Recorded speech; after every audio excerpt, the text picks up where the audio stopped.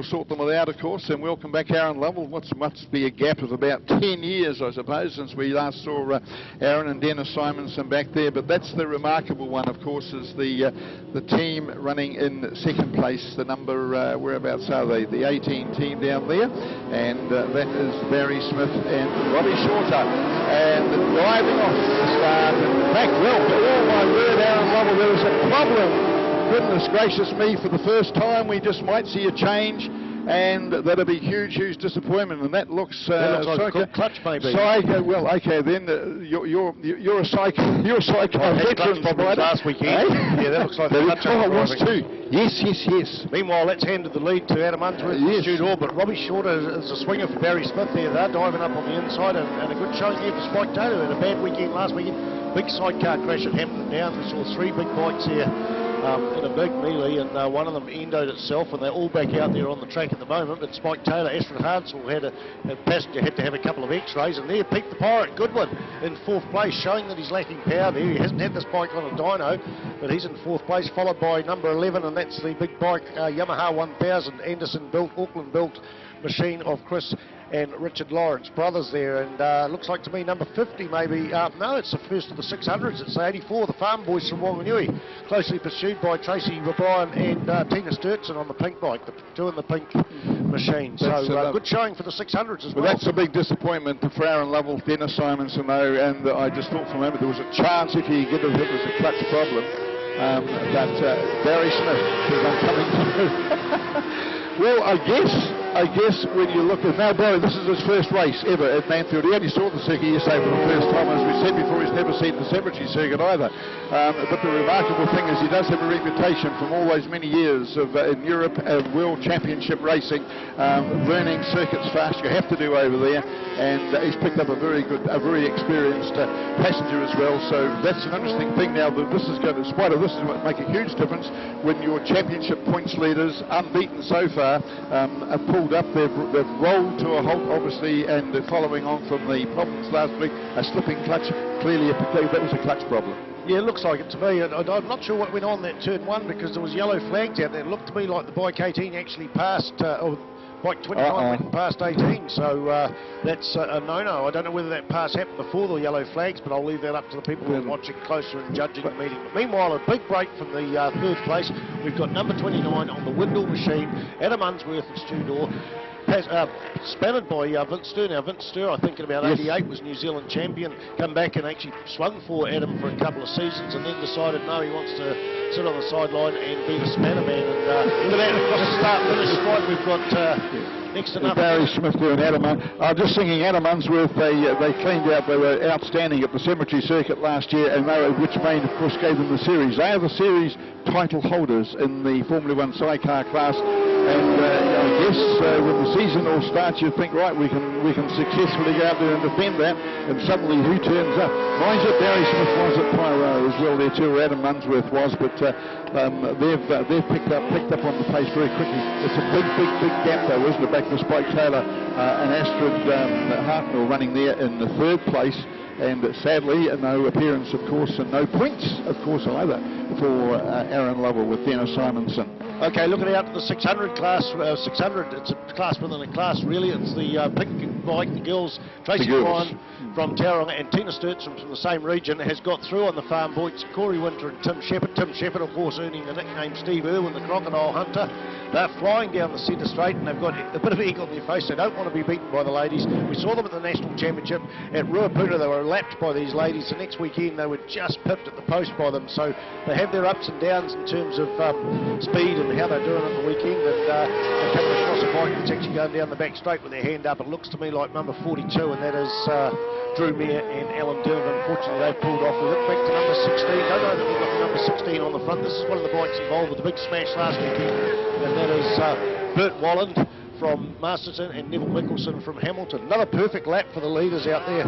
And look, there they go on the inside. Robbie Shorter is doing the swinging drives up on the inside with Barry Smith driving and takes the lead. They went across in the first place. It was Adam and Stu that went through first, but Barry Smith showing all those years of experience of diving. An unusual place for sidecars to pass as well. Unusual place to sidecar. The dice is on for 4th and 5th place with Pete the Pirate Goodwin and Darren Prentice doing the swinging, and the Lawrence brothers are right on the tail end. They're only probably 4 or 5 bike lengths behind. Let's look out to the front. The length of it, any home straight, that's huge as well. Remarkable in a world where we talk so much about LCR sidecars. Both of these are Windle chassis machines, and Trevor Windle, of course, the English sidecar manufacturer, has presented them, and nowhere near as successful, but pretty much the same in every respect as the LCRs, and it's an LCR which is parked up. A little bit more about that in a moment, but this is suddenly a very, very big gap that's opened up.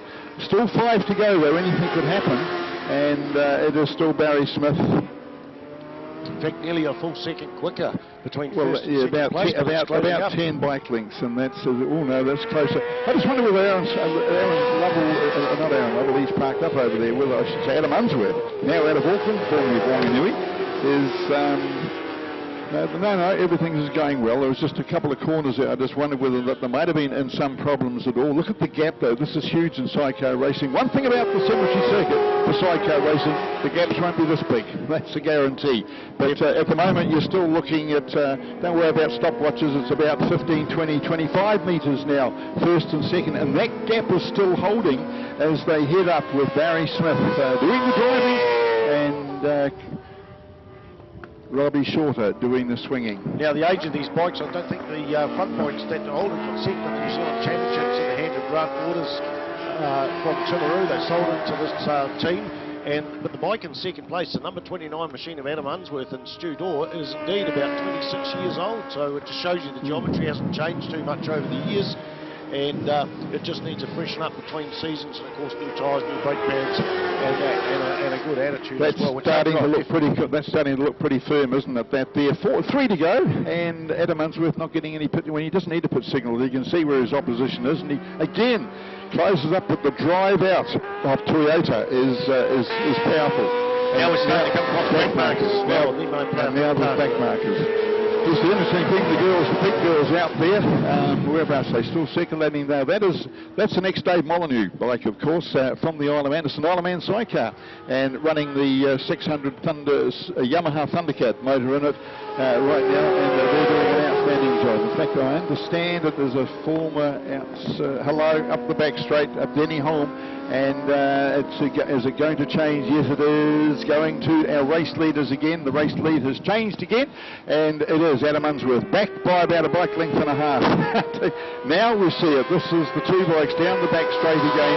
That was a huge lead. It was out to about 50 or 60 metres before Unsworth back in the lead again. They'll get, no, they won't.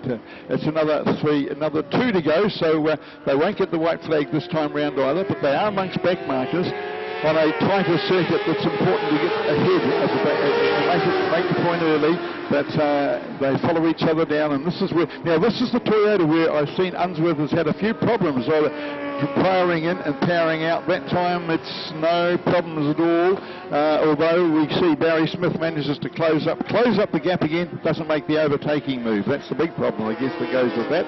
The big dice for about 5th place as the Lawrence brothers got through on Pete the Pirate and Darren Prentice there. So as I predicted before, this dice would happen, and it certainly is as we look out for the pink bike of number 28, Tracy Bryan and Tina Sturtson.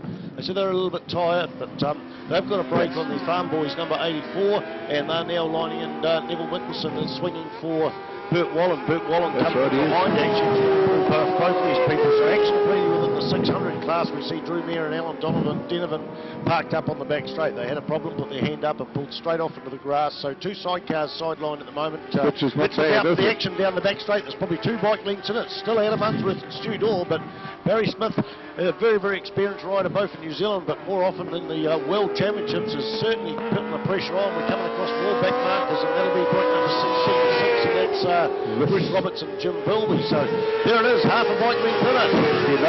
You know you've got a race on your hand when they go through with it. Pick up the white flag, they're on the last, and again, they'll be a minute or a second away from sliding past Aaron Lovell, unbeaten so far this year, but clearly a clutch problem as looking back, a throwback to problems they had at Hampton Downs last week. A back marker ahead, are they going to get through? This could make a difference too. Out of the midfield aces, going down to the hairpin, and Unsworth makes his way through quickly and safely, and Barry Smith right behind there as well. And I think that lead that Adam has now is probably just a little bit too big now for Barry Smith to wheel in on that last lap. They're both bikes mean about equal speed down the back straight, and that's all they've got to go. Just two big corners. They're into Higgins, right through the middle of Higgins right now, and the gap is about 2 or 3. In fact, it's closed up slightly, but both bikes have been down the back straight around about the same pace, and Adam Unsworth looks to be the better positioned at the moment. Extends that lead a little bit into the vast, very quick sweeper leading on to the all about the drive to the front straight. This is it. All of a sudden, this is a chance of Barry Smith, believe it or not, by half a bike length. How the hell did that happen? We lose them, and as they go behind a tyre wall, I actually thought Adam Unsworth, as he went into the Honda banner over there, it was all done and dusted, but there it is. Barry Smith obviously knew where it was all going to happen. No problems for him on the last lap. Now we've got to sort of wait for the second and third to come home. It'll be Spike Taylor, who of course is the defending, carries the #1 plate. They are the not the defending champions here, but they are the New Zealand sidecar champions. Well, brilliant. And Adam Unsworth must be wondering what he has to do here now, because Barry Smith, that was outstanding stuff at the end, as I said, when they crossed the stripe with 1 to go, when they are almost side by side under the white flag. You know you've got a real race on your hands, and it'll be interesting to hear very soon as well there too when they return to the pits where Adam sits,